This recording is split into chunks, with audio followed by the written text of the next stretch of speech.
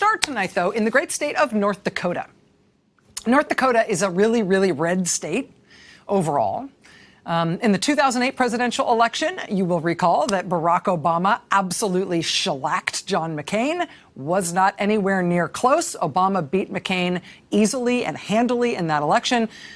But in North Dakota, Obama lost. John McCain won there by 8 points. Then 4 years later, 2012, Barack Obama again won the presidential election. He beat Mitt Romney. It's a little closer, but he still beat him pretty badly. In that 2012 election, in which Obama won nationwide, he still lost North Dakota, this time by almost 20 points. North Dakota is a red, red, red state. All statewide elected state officials are Republicans in North Dakota, from the governor on down. And look at the state legislature. Yeah, that makes it clear. This is the state house in North Dakota. There are 94 seats in the state house. Of those 94, 81 of them are held by Republicans. This is the state Senate. There are 47 seats in the state Senate. Of the 47, 38 of them are held by Republicans. I mean, that ratio is amazing, right? In the state Senate, 38 Republicans, 9 Democrats. But it's not a monolithic story. Look back at those Obama numbers for a second. So that's 2008 on the left, 2012 on the right. Look at this county by county breakdown. Now, yes, in both of these elections, Obama loses overall in the state. But there are places in the state that go for Obama. And in fact, there are a couple of places that go for Obama with 70+% of the vote both times. Look, in 2008 and 2012, there are pockets of North Dakota that are the deepest blue, that voted more than 70% for Obama, even in that deep red state. The two counties that voted for Obama by more than 70% in 2008 and 2012, those two counties are the two counties in North Dakota that are majority Native American. This county here, Sioux County, is about 85% Native American in terms of its population. This county up here at the top, the other deep blue one, Rolette County, it's over 70% Native American in terms of its population. Those are the two counties in the state that are majority Native American. So like I said, North Dakota, not a red state, but not everywhere. And really, really, really not among North Dakota Native Americans. In 2012, when President Obama was doing great with Native Americans in North Dakota, but otherwise losing that state, there was another important race on that same ballot that year. It was an important contested U.S. Senate race in North Dakota in 2012. That Senate race in North Dakota in 2012 was won by the Democratic candidate, won by Heidi Heitkamp, just barely. In 2012 in North Dakota, Heidi Heitkamp won that Senate seat by a margin of less than 1% of the vote. And in a state with a population as small as North Dakota's, that means the absolute number of votes we're talking about here is incredibly small. Heidi Heitkamp won that U.S. Senate seat in 2012 by a margin of less than 3,000 votes statewide. But again, look at how the vote came in. I mean, if you're a Democratic candidate, you know, you're Barack Obama, you're running in North Dakota. It's a race that it's not going to be all that close. You're not going to lose in the end. It's probably still nice to get really huge concentrations of Democratic votes in majority Native American parts of the state, right? But if you're Heidi Heitkamp, and you know it's not going to be a blowout, you're running a race that is close, that you might actually have a chance to win. If you are in a race that is as tight as that Senate race was in 2012, those couple of deep, deep, deep blue counties, those aren't just nice. Those aren't just heartwarming. That's how you win, right? It's a statewide race. You get votes wherever you can. You chase them all across the state. You try to appeal to as wide a group of North Dakotans as you can. But in particular, it's absolutely crucial in a close race that you turn out the voters who you know are going to vote for you in incredibly strong concentrations, right? If there's any place in your state, you're a Democratic candidate, I don't care who you are. If there's some place in your state where you know you're going to get more than 70% of the vote in that county, you have to turn out the voters in that county. And Heidi Heitkamp did in 2012. And strong Native American support for Heidi Heitkamp in North Dakota is a big reason why right now there's a Democratic-held U.S. Senate seat from that red state. And the closeness of Heitkamp's last race, the crucial support that she got from Native American voters, that did not escape notice among Republicans. and in particular among Republicans who are now making decisions about who's going to be allowed to vote this next time and who might find it exceedingly difficult to vote this next time. And you may be noticing a sort of theme these days in the news, right? We're 22 days out from the midterm elections as of right now. Late last week, we reported a story out of Waller County, Texas. Waller County is a county that's about 70% white, but it's also home to a historically black college, Prairie View A&M, where the student body is over 80% black. Under constitutional law, under crystal clear Supreme Court precedent, college students are allowed to vote wherever they live, which includes if they live at college. Prairie View A&M students can vote in Waller County, Texas. Nevertheless, Waller County, Texas keeps coming up with new ways to try to keep students at that college from voting, new hurdles, new obstacles for those students to make it harder for them to vote. Over decades, students at Prairie View A&M have had to fight for their right to vote, fight for their ability to vote, year after year, election after election after election after election. This year, that perennial fight, incredibly, included this year the county arresting the field director for a local Democratic congressional candidate when that field director went to the Waller County Courthouse to hand over a letter advocating for the voting rights of the students at that college, that they should be allowed to vote without hassle. They arrested the guy after the officers asked him what the party affiliation was of his candidate. He told them Democrat. They arrested him. We told that story here on the show last week. Then Friday night, after much gnashing of teeth and rending of garments, Friday night, the Texas Secretary of State and local county officials finally announced, okay, the students at Prairie View A&M will be allowed to vote this year like everybody else. No strings attached, no extra hurdles, no supplemental paperwork that they have to fill out to satisfy the county that they are indeed allowed to vote. So we reported on that fight and that win in that fight last week. We've also been reporting over the last few days on the situation in the great state of Georgia, where the Republican Secretary of State, a man named Brian Kemp, has made it his mission to rip up the voter rolls as aggressively as possible over the last few years in preparation for his own election campaign for governor this year.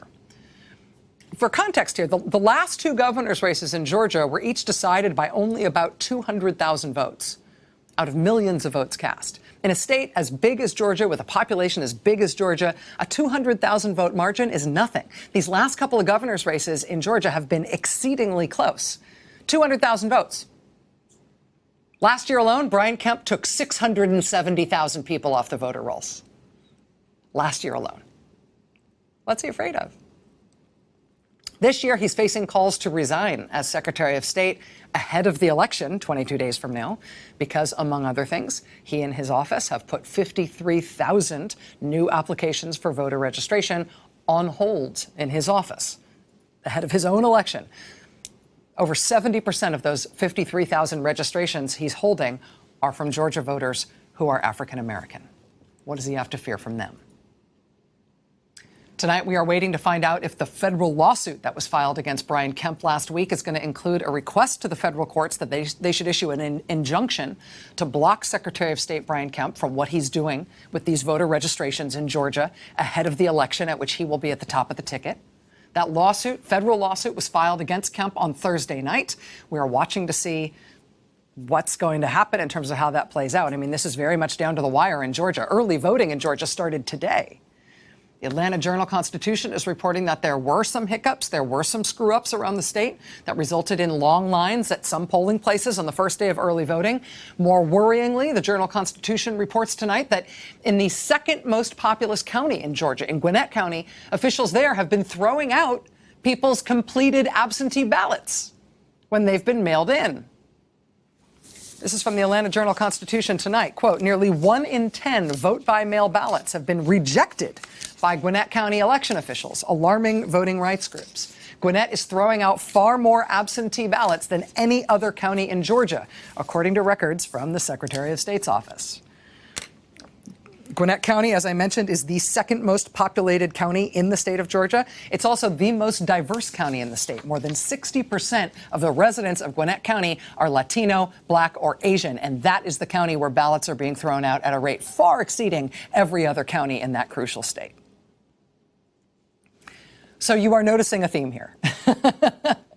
You are noticing the tilt of the playing field, right? You're noticing how Republicans are using their power to administer elections to try to make sure that their voters have an easy time voting, but voters who are less likely to vote for them have to run some sort of steeplechase in order to even try. We're seeing that all over the country this year. Here's how it's going right now in North Dakota, where the U.S. Senate seat that's now held by Democrat Heidi Heitkamp may well be the key to whether or not the Democratic Party controls the U.S. Senate or the Republican Party does. I mean, every seat matters, but the way the math and the map match up this year, Republicans are pretty confident that if they can take Heidi Heitkamp's seat in North Dakota, they're pretty sure Democrats will not take the U.S. Senate. Given the theme that we have seen in Texas and Georgia and other places so far this year, you can probably predict the Republican game plan for how they're trying to tilt the playing field against Heidi Heitkamp in North Dakota. Again, Heitkamp won her seat in 2012, 6 years ago, by a margin of less than 3,000 votes. Just couldn't have been closer. The tightness of that race made her strong support from Native American communities in North Dakota not just important, but critical. In a race decided by less than 1% of the vote, imagine how Heidi Heitkamp would have done without those deep blue counties that are the majority Native American counties in the state.